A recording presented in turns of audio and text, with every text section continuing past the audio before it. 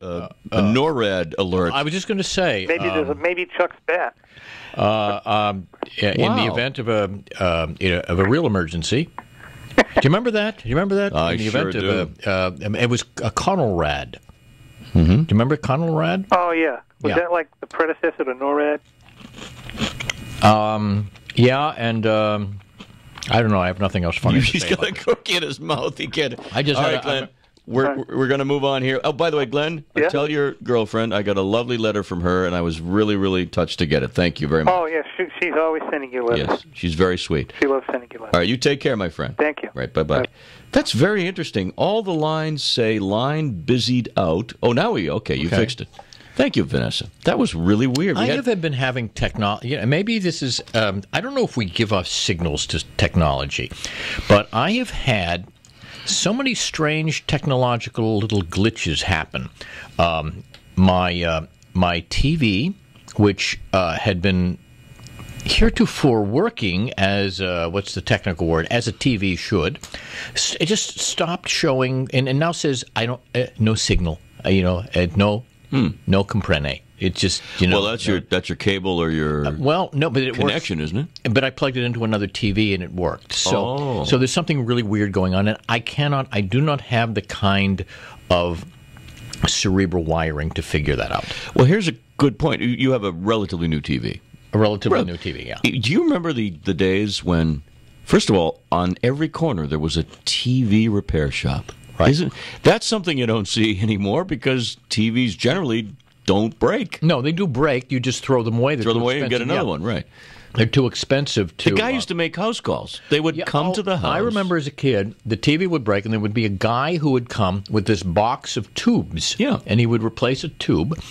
But he had a very interesting tool. He had a long mirror on a stick.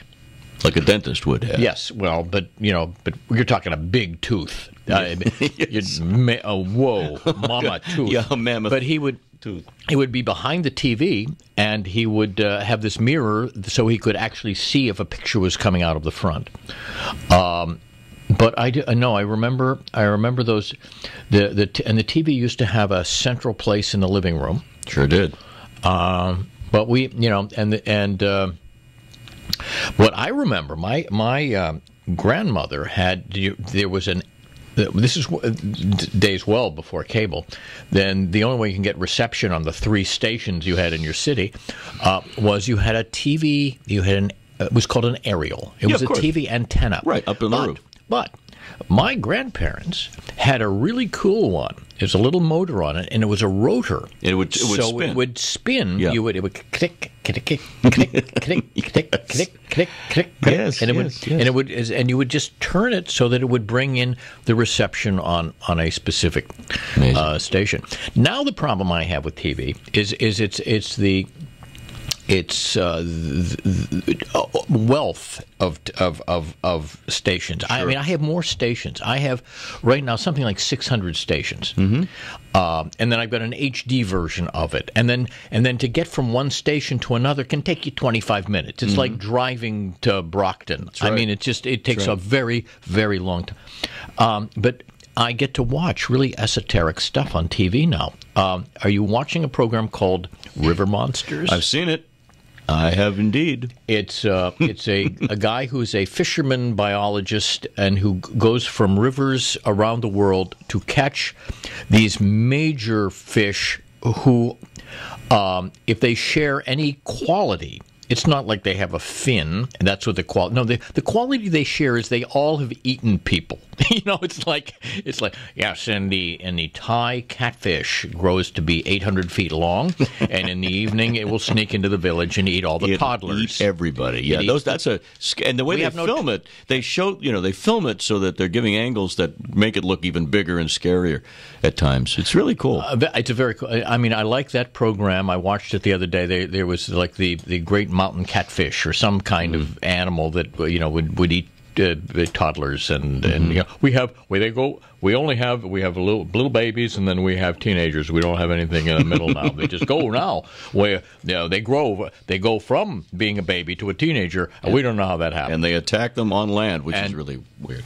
So there's that kind of fish, and then there's these monster rays that are actually raise our fish, but they're just flatfish. Flatfish, yeah. Yeah.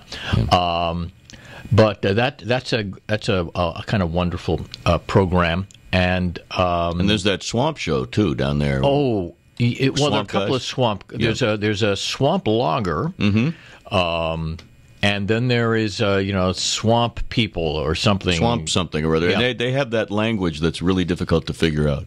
It's a language. It's English, but you need an they sometimes roll a scroll and subtitles, yeah. Which is funny. There's a new show coming out. Well, there's a lot of new shows now. One of them deals with gypsies in Britain, I believe, and another one is coming out, Russian dolls. Have you heard about that one? Yeah, but the gypsy one I saw, and what it's about it's gypsy weddings. Gypsy weddings. Teenage weddings. Gypsy.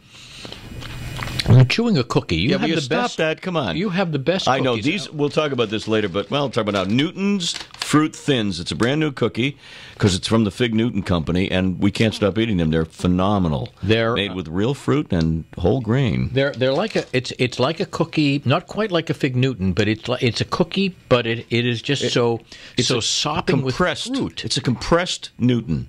Yeah, compressed Newton. Why don't we do this? Let's take a quick break so you can.